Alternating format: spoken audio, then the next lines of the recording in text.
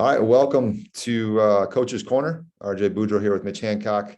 It is August, the last day in August, getting ready for September. So naturally, we are going to start discussing just our preseason stuff, what we're working on preseason-wise, some things we're doing to prepare for the upcoming season. So we have two different programs. Like most of you know, I have a public school on the west side, Mitch, private school over in the Metro Detroit area, and we're doing some similar things, but obviously have their differences. So we're just going to jump right into it, give you guys our preseason outlook. So Mitch, why don't you get us started? Yeah, just an exciting time to be a wrestling coach and educator, obviously heading back to school. We're currently in our second week of school, so we're pretty excited to have the students back in the building and hopefully moving past, all of the COVID restrictions. So exciting time to be a wrestling coach. Let's talk about the fall, what it actually brings, some of the things that us as coaches should be doing to get ready for the season. So first and foremost, coming off the heels of our golf outing on Sunday, we had over 150 golfers there. Coaches, an opportune time to fundraise, right? Summer's over. Our business professionals, our alums, they're back to work. And I know they want to get involved in programs. So if there's an opportunity to fundraise, now's the time to do it, which will then in turn help with purchasing singlets, purchasing workout equipment, resurfacing mats if those things need to be done, and also paying for assistant coaches. So like many of the colleges, our high school budgets only allocate for a certain amount of coaches. So if you want to staff 4 to 6 guys, you're going to have to fundraise, maybe for those other 2 to 3 or 4 coaches. So we had a golf outing this past week, which was really successful. We've been doing it for a number of years. I know other programs do cornhole tournaments or bag tournaments. I know Greg Mayer over in Warren Woods Tower does a bowling event, right? Casino nights. I know Brighton did casino nights for years where they would put a limousine together, put a package together, and then take a lot of the parents down to the casino for a casino night. So just a really good time to generate funds for your program so that you can have a supplementary resource to go to when needed. RJ, I know you guys do some fundraising as well. Yep. So we do a couple of things. One's not necessarily a fundraiser, but just the team builder that I'll get to next. That's my picnic that I do. But as far as fundraisers, that I just like to work chronologically. So we just did our picnic a couple of weeks ago. Our golf outing is in 10 days. So we're gonna have our golf outing, and that's a big one for us. Not only just for the money, but just to get people together. It's a big one for our program. And I just remember trying to start one and thinking of how overwhelming that could be. And really, you just got to do it. You got to, even if it's 30 golfers, 40 golfers, get it started and get it established, and find a place that can work with you. And golf outing is awesome. So we have an auction at our golf outing. One of the things we auction off at our golf outing is 10 wrestlers for 2 hours to come to your place. That usually goes for a ton of money. So it's another way. It's a fundraiser inside a fundraiser.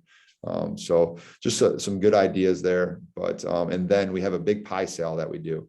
I know Brandon Day over at Richmond, they do a flower sale. And I think it's kind of it really is going to be different in every location of the country of what you're going to do in your town. But the pie sales we do, we start in October selling them, and in November we make them, and then we make handmade pies with the company, and they'll have them for the holidays. So it's a really big fundraiser for us. Again, not just for the money, it brings all of us together. We have 50, 60 people in our program making pies. You don't need that many, but everybody kind of puts their hands in and make some pies, and it's a big fundraiser. So like you said, the fundraising goes to pay our coaches mainly. That's the number one thing that we spend money on is people, getting good people around our kids and letting them justify why the coaches justify why they have to be away from their wives. So giving them a couple $1,000s goes a long way. Yeah, and keep in mind, right, if you're just getting started, reach out to your local businesses. These are all tax write-offs, right? So you reach out to your local businesses and individuals that are successful in the community, and they'd love to get back to schools. They do. and it's something they can advertise as a business, and it's also something you can advertise on a team t-shirt, some gear, by putting their logo maybe on the back of that. So get your local businesses involved. And then, so if you guys want to see what that looks like, for me, I'm going to post it in our resources page in our coaches corner on the Wrestling Vault. So I'm going to show you what our sponsor flyer looks like and our golf outing flyer looks like. So just to give you an idea, and you can copy that right from what I have, but just to show you what levels of sponsorship we do. We go around and we have the kids walk around and knock on business doors and ask for money, and we get a lot of it just by knocking and asking and sending a good looking kid that's polite and has manners, and people want to give money to those kinds of people.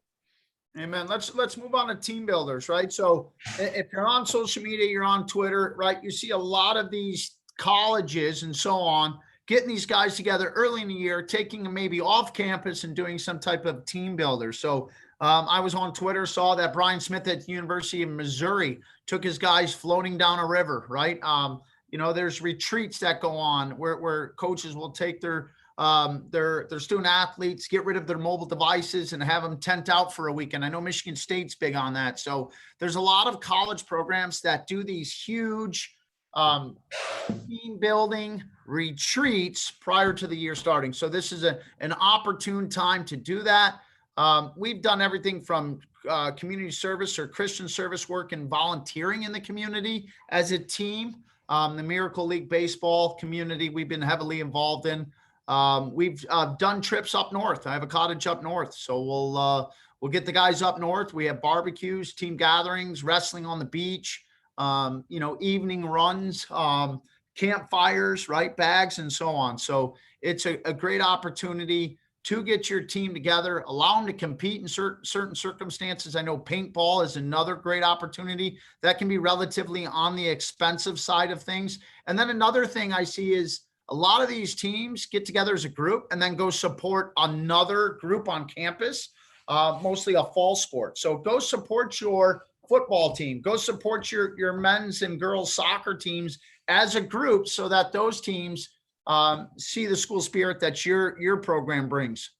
Yeah, I'll piggyback off that. So we do a picnic. It's a club picnic. So it's our youth to our alumni, high school kids, and we're matching up our high school kids with the 4, 5, and 6-year-olds that kind of have been to our camp. We do a camp in the summer, and we hold the picnic off until this time. Just last week we did it. So that's big for us. I also brought 20 guys up to my cabin up north, and we floated down a river. We had a campfire. We shot clay pigeons, just did all kinds of stuff, played a lot of spike ball, and just had fun. So that was a good time, team building. And then we also do something where I take all of my seniors, and there's a Navy SEAL that just retired a little bit ago, and we do close combat shooting with 9mm for leadership training. So that's just for my seniors. So we do a lot of very similar things like the things that you mentioned, but you got to have them, and this is the time to do it. Some of my guys play football. Well, actually, a lot of my guys play football, and they're busy in the fall, but we still find time to work around that football schedule. I work with the football coach to try to get my hands on those guys for one of those types of activities. The cabin weekend was in the middle of like 2 days, but the football coach said, "Hey, this is important, let them take that Sunday off." And we went out to my cabin. So important to work with everybody in your community and your school to make those things happen. But when you're working with kids, I think most coaches, most athletic directors, most staff members want to make those opportunities happen for kids. So they'll jump on board. Yeah, and I think it's a great opportunity for you to reveal your family life, right? And yourself with your student athletes, right? I'm pretty type A personality. I'm always working, right? And always on the go, whether it be during the season or at work in the school building. So this is a great opportunity to let your hair down, right? And take the tie off per se, and allow these guys to see that other side of you, and allow them to get to hang out with your family, maybe assistant coach's family, so that they can see you as a father, they can see you as a husband, and they can see you as a coach, and maybe you get to have a little bit more fun with them, before the season starts, and maybe garner that respect and love that you're hoping to gather so that you can, gather trust within that athlete. So a really, really good time to establish that. Yeah, Mitch, I'll say something to that too. That's a great point. I had something happen to me a couple of years ago.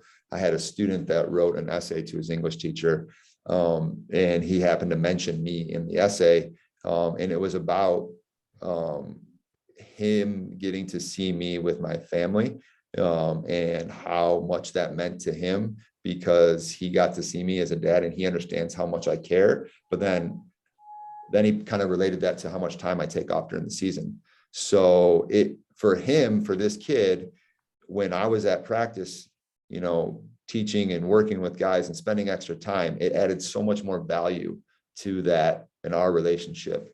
And it would never have happened if I didn't bring him over to my house and let him see my kids, or bring my kids with me, or wherever we're going. So these opportunities that we just spoke of in the fall, they present that opportunity, and it was really powerful for me. And I try to do more of those types of things. So I'm glad that you mentioned that. Yeah, let's move on to weightlifting, right? So coaches all the time ask, hey, how many days on the mat are you spending in the preseason? And then how many days in the weight room? And what's your objective? What's your focus in the weight room? So let's talk wrestling. Let's talk on the mat preseason, in the weight room preseason. What are the Red Arrows doing? Well, so I've had a lot of paradigm type shifts in my mind about over the years about how to do this the right way, because there's so many things. And I don't think that there's a wrong way to do it. As long as you are lifting and active with your kids and you have them doing something that is a positive thing. So I don't get, frustrated with maybe the possibility of doing the right thing. You hear of this guy doing this lifting program and it's awesome and it works. I think it all works. I listened to a podcast a couple months ago by, his name's John Danaher. He is like the jujitsu guru, and he was on the Joe Rogan podcast. And he's not even an argument. He's the best jujitsu coach in the world, and he's a big wrestling fan. And he talked about this, and not that I think you need to do it, but he likes the fact that his athletes lift weights and they do stuff, but it's more about the wrestling and stuff. And that just changed my mind a little bit. So I just think if you're with kids and you're lifting, it's a good thing. And I usually got really frustrated. You just said type A personality. I'm the same way, right? So I have a lot of guys doing fall lifting with the football team, and they're not accessible. And one of the things that really frustrated me was I would go to the lifting room with my wrestlers that are not playing a fall sport, and I had 7 kids because everyone else is doing a fall sport. And it's tough to lift with only 7 guys. And they think that you're a crappy coach because you can't get all the guys there. And that was frustrating. But then I embraced it. And I made whatever we were doing twice a week. That's all we left, twice a week. Whatever we were doing for those 2 days a week was going to be awesome. And so we really concentrate on trying to get in there, get a good warm up at 6:15 in the morning on Tuesdays and Thursdays, with a lot of energy. And we're going to do everything together. So when we lift, it's not just have your clipboard and you walk around and mark off the things.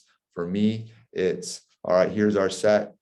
First set, we're going to go 1, 2, clap. Everybody's going to clap on 2. And then we get our set done with some good music. And I'm going to post our workout program that we're working with right now on the resources page. So I'll have another thing. So you'll see our lifting program. It's a 5-week program that we kind of adjust every 5 weeks. So we'll get through it after 5 weeks, twice a week, and then we'll shift it up. But we're just trying to build a base. We're trying to get guys to where they're not coming into the wrestling season with that pudge on. Give them the opportunity to lift weights, get strong. The weight's going to come off during the season. After that 7-8 weeks of wrestling, they're going to be losing that 8 or 10 pounds of base. But we want that muscle to be there when they're done. And I think you can do that in a lot of different ways. Just make sure you're lifting a couple times a week and keep it positive. So I don't know, Mitch, I'm sure you're doing a lot with your guys. I'm curious. Yeah, I'll second that, right? And I think what you said is important, right?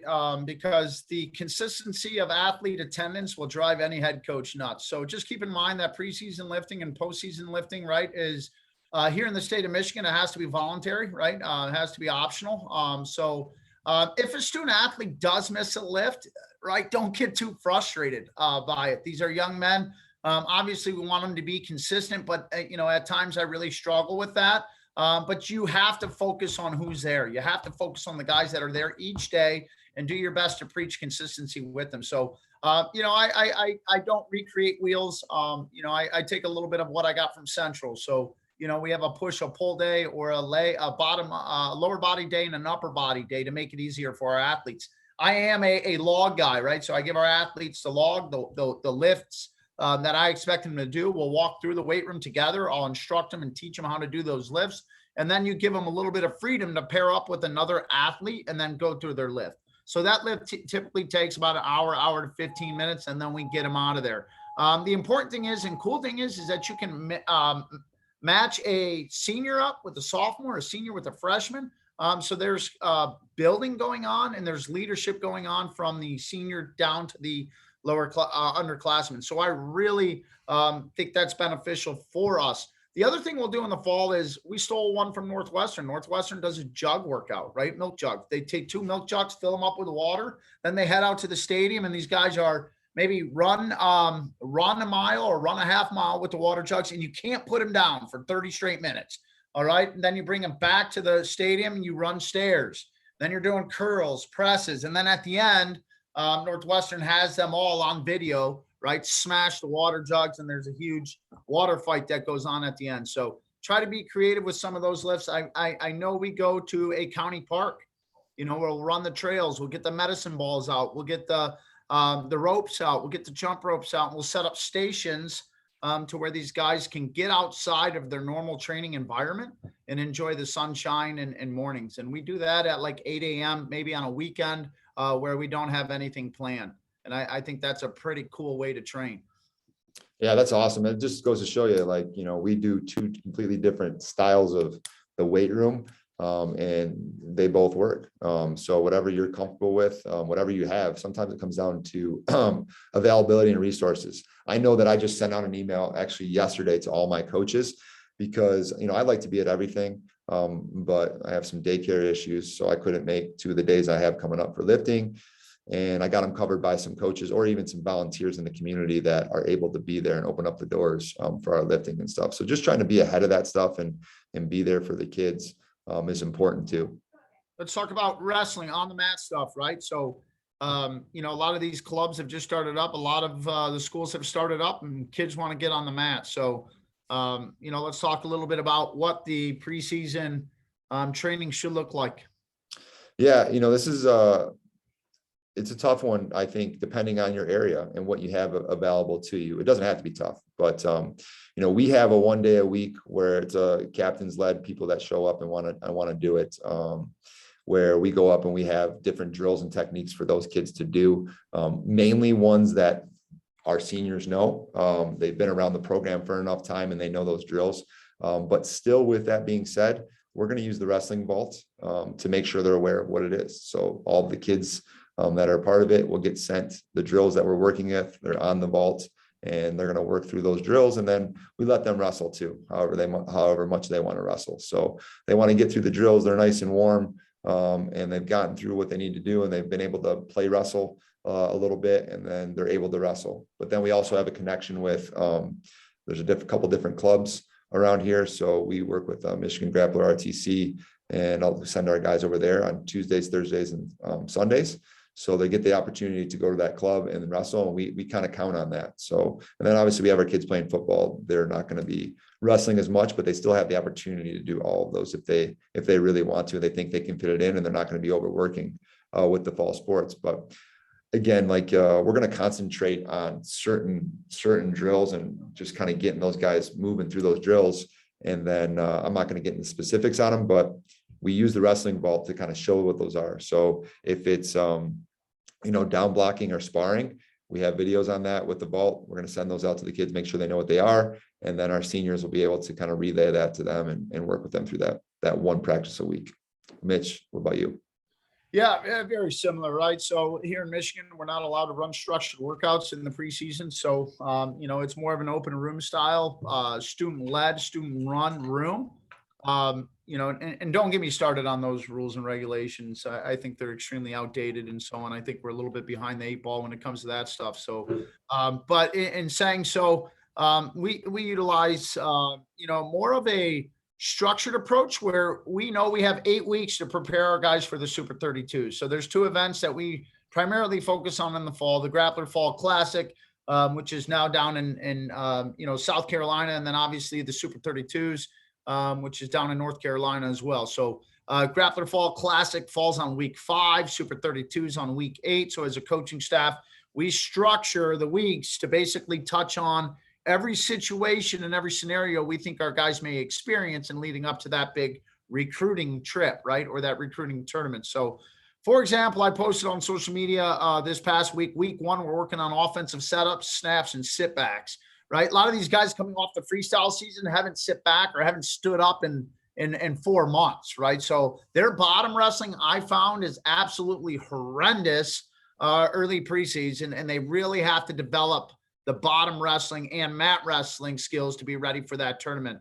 Week 2, reattacks from heads, chop D. So how do I get our athletes to understand some of those scenarios when I can instruct? Really, really difficult. So we do too utilize the wrestling vault. We have filters on there that will break down a category. So if I want a kid to focus on sit backs, right, I'm going to get them onto the wrestling vault if I can, and have them use the filter process to categorize down so they can pick sit backs and watch through those techniques that some of our instructors hand out. So if I can't instruct in the room, let's utilize the wrestling vault and maybe teach these guys something outside the room. So those are a couple of ways in which we go about our preseason plan. We're on the mats 3 days a week. Keep in mind, it's optional. Again, I can't mandate anything. So do not get frustrated when guys don't show. I just ask that my athletes communicate with me so I know where they're at. So 8-week training cycle on the mat 3 days a week, Monday, Wednesday, Friday. This coming Friday, it's pretty cool. We established a workout at 3 o'clock, 3 to 5. I invited the dads in. So we're going to do a dogs with dads sort of barbecue afterwards. So the dads are going to come in. They're invited to watch, the workout in open room scenario. I'm going to have a meeting with them at 4 o'clock and walk them through the college recruiting process and what that looks like. And then we're going to have a huge tailgate at 5 o'clock with burgers, dogs, brats, sodas, so that these guys can enjoy that time with their dads and then head out to the football game together as a unit. So we're going to do that on Fridays. We're pretty excited about that. But again, keeping it light, allowing the guys to compete, and then getting through that 8 weeks. Speak to me about, well, 2 things before I get to the second question about the recruiting process. I want to mention on the vault, what I like to do is make a playlist within my own account with my team, and then share that with the right guys so that they can just go through all of those videos and it's all linked right there for each practice. So for you, you could put it week 1, 2, 3, 4, all different playlists, and they would know exactly what you want to show them. So that's a really nice feature that the Wrestling Vault provides. Secondly, you mentioned the college recruiting process. Are you meeting with these dads? Are they freshmen to seniors, or are they just going to be like your incoming seniors? So the dogs and dads, guys, freshmen and seniors, we'll touch on everything to the NCAA clearinghouse and the eligibility process, right? Most of these dads don't recognize that their son has to have an NCAA clearinghouse number. That their ACT scores are posted to, their SAT scores are posted to, their grade point averages and so on, so that these colleges can start the recruiting process. We'll go through how to get onto a website and click on the recruiting questionnaire and let that college know maybe you're interested in that school. So there's several things that these guys can do now in preparation, to their senior year. Some of these dads have to understand too that their kids just aren't D1 wrestlers, and that the state of Michigan and the Midwest and across the country, we have so many really good Division II and Division III schools. The difficulty with that here is everyone wants their son to be a D1 wrestler, and it's not for everyone, right? No. I think us as coaches can see that, but it's really hard to convey that to a parent. Yeah, I think that's a whole topic in itself. We could probably do a coach's corner on that just by itself, but totally agree. And speaking of preseason, we didn't mention it, but in the preseason, we have that the GFC combine that's going to be at your place. It's an awesome combine, Midwest Elite Combine. We started 2 years ago here at Catholic Central. We currently have 7 Division I schools. I just got a a text yesterday from Coach Beckerman over at Brown. He's considering coming in. So just a 6 to 7 D1 schools, another 15 to 20 D2, D3 schools. And we'll run the guys through a workout through the day. I think it's going to be ran by Logan Massa this year. We'll test them on the 1 mile, test them on the pull-ups, and then the coaches will get a binder on each athlete. So it'll give each athlete's successes, and then it will also give them contact information, test scores, and so on. So each athlete will have a profile number, which will then coordinate with our binder, which each coach will get. So it's a pretty great opportunity here at Catholic Central on September 18th. Cool. So we're going to wrap this up, but before that, we got to touch on one more thing. Just working with our coaches and kind of having the coaches meeting, getting ready like for the stupid administrative stuff that we have to do. And it's going to be different at every school. For me personally, I have to make sure that all my overnight trips are submitted to my Board of Education to approve. It goes to my principal, then goes to the Board of Education. So I have to fill out that form. And then also I have to get all my coaches kind of cleared. So every year, no matter how long I have a coach that's been volunteering for 15 years, every year he's got to fill out that volunteer form, make sure the background check clears. And then I can get him a key. The key is a big part that allows him to get in without me being there. So, doing those things are really important. A document that I live by that's really important that I think every coach should have is a timeline. My timeline will start in June. So that's kind of the time where the senior classes, they all graduate, and now I'm bringing in the new class. So we go to a team camp and so on, but it goes June, July. I have something for every month, and I start putting little links in there for the different documents. I really like to kind of have that timeline. I will put the timeline in the resources of the Coach's Corner. So I'll get that up in there so you guys can find it. It'll be a little PDF for you. So in case you want to see what I have going on and all those types of things, you can kind of copy that document. So. Yeah, our coaches meetings, great time to sit down, have some beers, watch some football, bring the paperwork, make sure everyone has their background checks fulfilled, that the school information is all filled in. You want to be compliant with your AD, put him in a good position to succeed with administration. So a great time to rally the troops, designate assignments, social media assignments. Hey, you're in charge of Facebook, you're in charge of Twitter, you're in charge of Instagram. Who's going to the Grappler Fall Classic? Who's going to 32s? And really delegate those assignments. Who's going to be our parent moderator? Who's going to do this? So you just want to make sure you're planned, ready to go, and have a great time in discussion. Heck, our coaches meetings will last 4 or 5 hours because we get so side railed on different conversations, football games, and just having a good time. So it's a really nice gathering with some work that gets done, obviously. Yeah. Another thing, RJ, is you got to prepare for alphas, right? Alphas are in November. So as a coaching staff, we got to sit down, project our lineup and say, hey, where does this guy have to alpha at? So that's another way in which you can touch on that. Yeah. Alphas, usually it's October, like 28th or something is when the first date you can alpha. So you can kind of do that test run alpha and then, get the official alpha in too. So it's a good point. So a lot going on in the fall. And if coaches, if you're one of those guys that shows up on November 14th or 15th and haven't put anything in, it's exactly probably what you're going to get out of the season. It's going to be frustrating. So there's a lot you can do to improve your program, but at the same time, don't think you have to do it all. Just try to add one thing and make sure your ducks are in a row. But it's an important time for you to have a successful season to try to be prepared. So. Yeah, let us help you at the Wrestling Vault. Let us help unlock the potential. We're here to open up our doors and share our programs with you. So if you guys need anything, let us know. Shoot us an email. Get on the Wrestling Vault. Submit a questionnaire, and we're here to respond. So we're here for all the coaches out there. Absolutely. So, all right, that is going to do it for us. We will see you next week on a Coach's Corner, and we'll have a new topic for you. Like always. We're here to help. So thank you.